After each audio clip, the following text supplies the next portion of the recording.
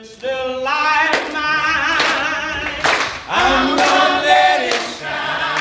Oh, this little light of mine. Virginia, 1961. The original 13 Freedom Riders, aligned with James Farmer's Congress of Racial Equality, or CORE, were beginning their protest for integrated public transport. The 13 riders faced low resistance after leaving Washington, D.C., until they entered North Carolina. Faced with coercive violence and arrests, the fight for integrated public transit was not an easy one. Well, after leaving Washington, our confidence was boosted, but soon after entering North Carolina, we were met by many that did not share our opinions on integration. The violence was not unexpected, but I, and I think everyone else, were just in shock at the amount of people who were opposed to integration. Back in Washington, there was a lot of support, but traveling into the southern United States was just like entering another world. The harassment and physical violence that met the Freedom Riders was much expected and actually desired, as the Freedom Riders were hoping that they would gain media attention. The Freedom Riders knew that their presence in the media would be a must for their campaign to succeed. Although, the violence against the Freedom Riders met a peak when one of the buses containing Freedom Riders was locked and firebound by the Ku Klux Klan. With Diane Nash of SNCC leading us, we traveled from Nashville, Tennessee to Birmingham, Alabama. We were about to pull into Birmingham Station when our bus was assaulted by the white mob.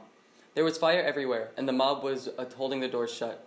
It was a terrifying situation with smoke blinding everyone on the bus, and the flames grabbing at me. I was eventually able to escape the bus with minor injuries. However, others were not so fortunate. James Peck and other Freedom Riders sustained acute injuries from the fire, smoke, and Klansmen beating them with baseball bats. After the fact, I was told that the Birmingham Police Department had allowed the mob to attack the bus. The police had even encouraged the KKK to join in the antics. I'm just lucky to be alive today. U.S. Attorney General Robert Kennedy was informed about the bombing of the buses and beating.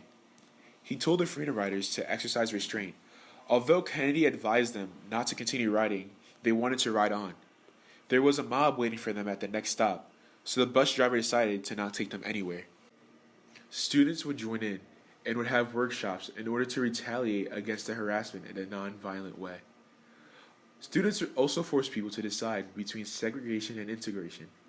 A national boycott was eventually put in place for the Freedom Riders so they could thrive. Well, I was going to one of the first fitting workshops through SNCC.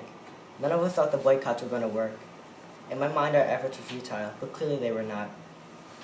I didn't realize at the time that students like myself were some of the biggest factors into gaining enforced interstate integration.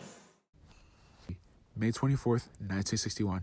The Freedom Riders were arrested again, this time for using white-only facilities. After this incident, the Kennedys asked for a cooling-off period, but SNCC and CORE decided that the Freedom Riders could not stop their protests. Diane Nash of SNCC knew that to comply with the government would be to give up hope for integrated interstate transportation. This would fill up jails, which was a strategy of the Freedom Riders. As long as no one paid bail, the Freedom Riders knew that a full jail would leave states' treasuries with little money.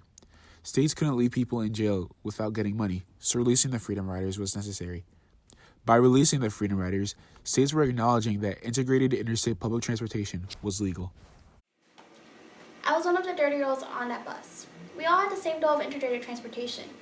Everyone thought we were evil, but we just want to equal rights. The federal government was never on our side, so we had to apply pressure to make sure we got what we wanted.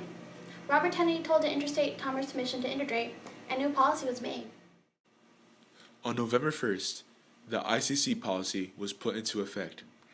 Blacks could sit anywhere, ride on any interstate transportation, sit at any table. Signs were taken down that segregated black tables from white tables. And in 1964, the U.S. Civil Rights Act was put into place, completely outlawing segregation, and the Freedom Riders' goal had been achieved.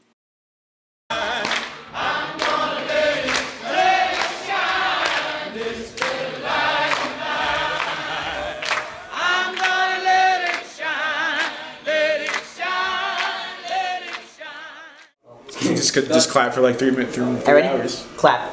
They even encouraged the KKK to join in the antics. I'm lucky to be alive today. You almost had it. Enforced interstate integration. Entering another world. Nice. Was that better? A clap.